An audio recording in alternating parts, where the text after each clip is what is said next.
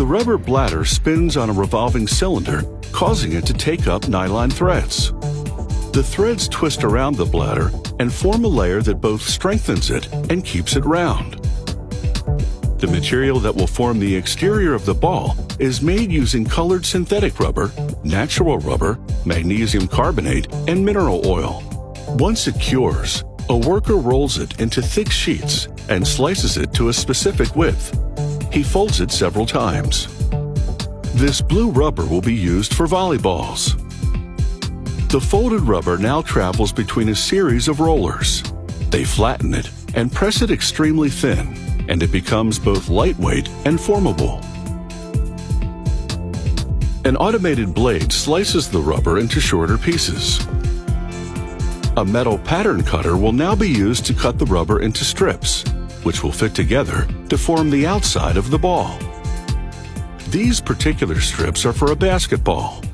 The worker places the pattern on several pieces of rubber. A press forces the sharp-edged pattern through the rubber to cut out fish-shaped strips that are designed to fit around the round bladder. She lines the two halves of a bonding chamber with the strips.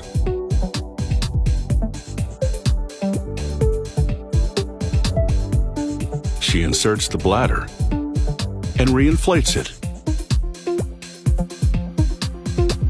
She closes the bonding chamber and activates it. Inside, heat and pressure cause the strips to stick to the bladder. To make a medicine ball, which is used for exercising, a different pattern cutter is used. The forming process is the same, but this ball has a unique visual impact, very different from that of the basketball. Back at the basketball station, a worker applies the brand name to the outer skin in two places. Glue helps the decal stick to the rubber. This mold will now transfer a pattern onto the rubber ball, while also baking the lettering into it.